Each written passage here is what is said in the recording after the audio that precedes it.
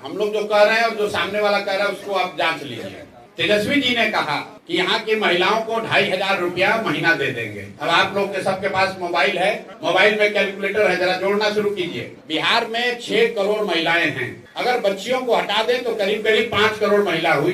5 करोड़ महिला को अगर आप 2500 रुपया महीना देंगे तो टोटल बजट साल का आएगा 1,55,000 करोड़। बिहार का योजना बजट जो है वो 1 लाख करोड़ के आसपास का है। तो 1 लाख करोड़ का बजट है, उसमें 1.5 लाख करोड़ रुपया माई बहन योजना में दे देंगे। 200 यूनिट आप बिजली फ्री दे देंगे तो वो पैसा कहां से आएगा? उसके मुकाबले जन स्वराज क्या कह रहा है? जन स्वराज कह रहा है कि हम 10 बरस में बिहार में नई शिक्षा की स्थिति क्रिएट करेंगे और जब तक नई शिक्षा व्यवस्था नहीं बनेगी तब तक ये हर व्यक्ति को ये सुविधा होगी कि आप सरकारी विद्यालय अगर ठीक नहीं है, प्राइवेट में अपने बच्चे को भेजना चाहते हैं तो प्राइवेट स्कूल में भेजिए, फीस जो है वो सरकार भरेगी। क्यों कह रहे हैं?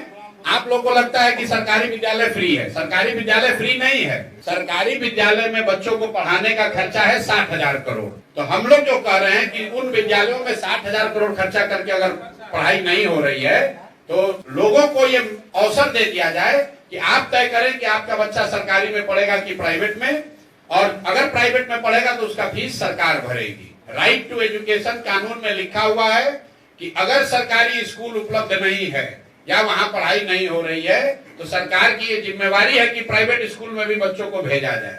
दूसरी बात हम लोग कह रहे हैं कि पलायन 1 साल में रोक देंगे। इसमें फ्री का कुछ काम नहीं है। ये कहा जा रहा है कि बिहार से जो पूंजी का पलायन हो रहा है हर साल 2.5 से 3 लाख करोड़ रुपया जो बैंक यहाँ से पैसा दूसरे राज्य में भेज रहे हैं, बिहार के लोगों का पैसा भेज रहे हैं, उस पूंजी के पलायन को रोककर बुद्धि का पलायन रोका जाएगा। और जिस दिन पूंजी और बुद्धि का पलायन रुका उस दिन श्रम का पलायन अपने आप रुक जाएगा। तीसरी बात हम लोग कह रहे हैं कि मनरेगा से किसानी को जोड़ा जाएगा। अभी मनरेगा का 60% पैसा दिल्ली में हम लोग सरेंडर कर रहे हैं। 100 रुपया बिहार को मिल सकता है तो पिछले वर्ष बिहार ने सिर्फ 39 रुपया ही लिया है। हम लोग ये कह रहे हैं कि किसानों को यहाँ पर मजदूर जो है वो मुफ्त दिया जाएगा। मनरेगा में जो काम करना चाहता है वो खेतों में काम करे, किसानों के साथ मिलकर काम करे, उससे मनरेगा का यूटिलाइजेशन बढ़ेगा, भ्रष्टाचार रुकेगा और बड़े पैमाने पर कृषक बेहतर खेती कर पाएंगे, खासकर नगदी फसलों की खेती कर पाएंगे। चौथी बात हम लोगों ने कही कि यहाँ घर घर रोजी रोजगार हो, उसके लिए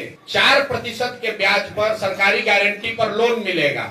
इसका टोटल खर्चा सरकार के बजट पर 5,000 से 6,000 करोड़ रुपए आएगा। बैंक से लोन लीजिएगा 10% पर, तो अगर 1 लाख करोड़ रुपया का लोगों को लोन दिलवाना है तो 4% का मतलब है 4,000 करोड़ पब्लिक देगी और 6,000 करोड़ रुपया सरकार देगी। तो 6,000 करोड़ रुपया के बजट में प्रावधान से लोगों को 1 लाख करोड़ रुपए का ऋण एडिशनल मिलने लगेगा। और अंतिम बात जो फ्री भी हम लोग कह रहे हैं, सिर्फ एक चीज वो कह रहे हैं कि 60 साल से ज्यादा उम्र के लोग जिनको अभी 400 रुपया मिल रहा है उनको हम लोग 2,000 रुपया देंगे, विधवा और दिव्यांग इंक्लूडेड, और इसका पूरा खर्चा करीब करीब 12,000 करोड़ रुपया साल का आएगा। तो जो हम लोग की जन स्वराज की पूरी योजना है इसमें बजट को देखकर सिर्फ 15 से 18,000 करोड़ रुपए ही हम लोग कह रहे हैं कि इन योजनाओं पर लोगों को पैसा देने में खर्च होगा। 80,000 करोड़ जो पैसा है उसको हम लोग चाहते हैं कि यहाँ की व्यवस्था, इंफ्रास्ट्रक्चर और बेहतर बिहार को बेहतर बनाने में खर्च हो। ऐसा नहीं कि 1 लाख करोड़ का बजट है और हम वादा कर रहे हैं 3 लाख करोड़ का। 1 लाख करोड़ का अगर बजट उपलब्ध है, क्योंकि 3 लाख करोड़ का बजट है लेकिन सरकार के पास खर्च करने के लिए 1 लाख करोड़ रुपया ही उपलब्ध है, क्योंकि 2 लाख करोड़ रुपया तो इंटरेस्ट और सैलरी वगैरह में जाता है। तो 1 लाख करोड़ की बजट में हम लोग सिर्फ 15,000 करोड़ रुपए की बात कर रहे हैं। सामने से तेजस्वी जी क्या कर रहे हैं कि 1 लाख करोड़ का बजट है, 2 लाख करोड़ रुपया वो फ्री में दे देंगे। तो आप तय कर लीजिए, बिहार की जनता तय कर लीजिए कि कौन सोच समझ कर बोल रहा है और कौन बिना जाने समझे बोल रहा है।